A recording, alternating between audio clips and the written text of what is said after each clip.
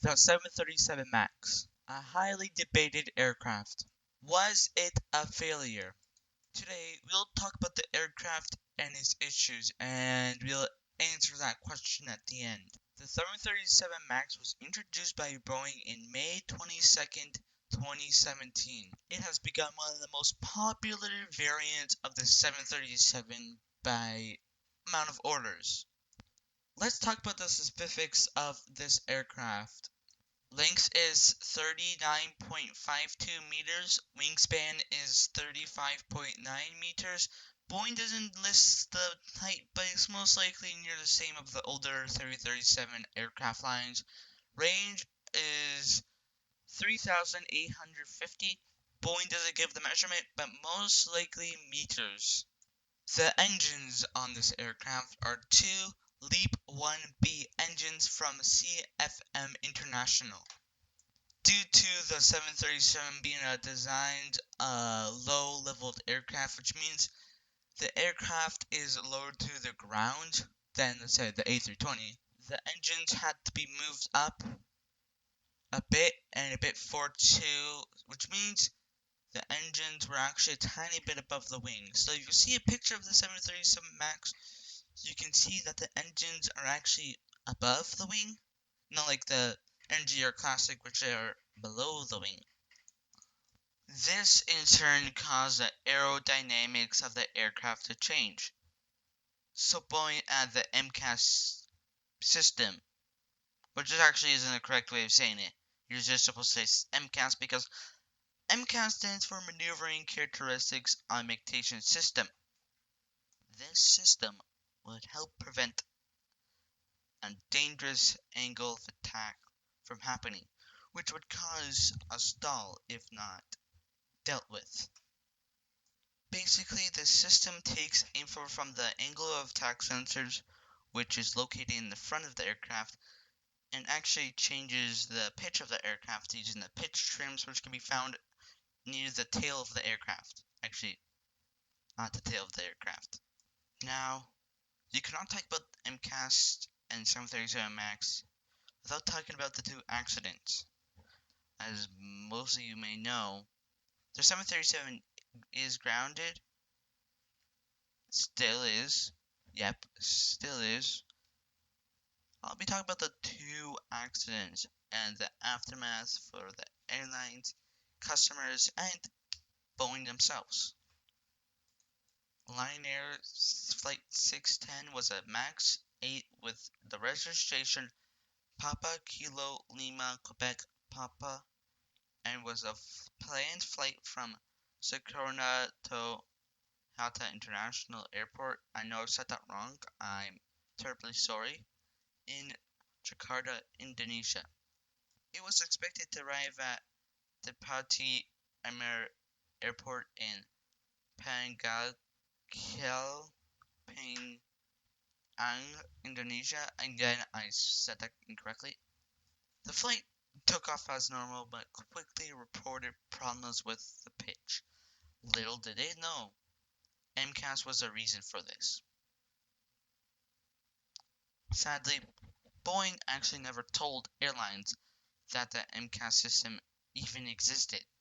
The pilots only got a 10-minute training on an iPad, which didn't even talk anything about any type of MCAS system at all, or anything related to MCAS at all.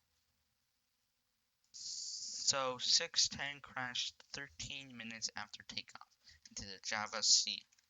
All 189 passengers and crew members died, plus a rescue diver. Now, the next accident. Ethiopian Airlines Flight 302 was another planned flight with the registration Echo Tango Alpha Victor Juliet. It was planned to depart at Addis Ababa International Airport at Addis Ababa in Ethiopia and to arrive at Jomo Kenyatta International Airport in Nairobi, Kenya. Again, like with Flight 610, they reported issues with pitch.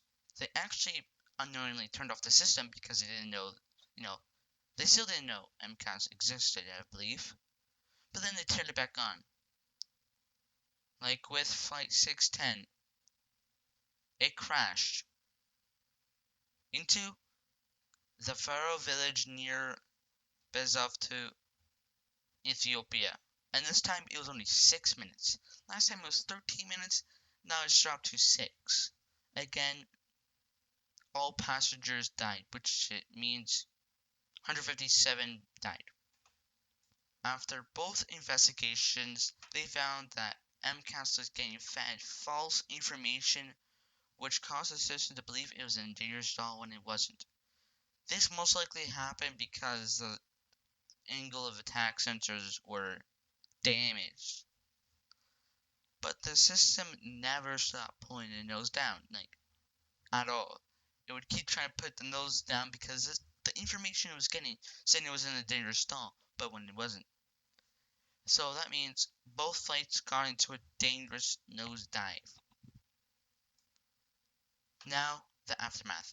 Other than the aircraft being grounded, other aircraft production from Boeing lowered as they attempted to fix the issue with the planes. Lots of airlines lost millions of dollars due to the canceled flights. Passengers had to rebook flights on different aircraft or completely different airlines completely. SWAPA also sued Boeing for lying to its pilots.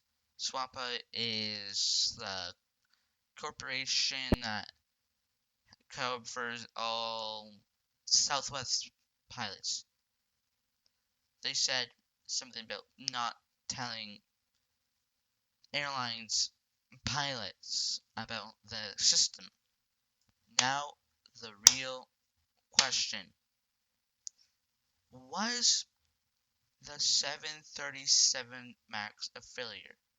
And should have Boeing just cut protection straight after the groundings?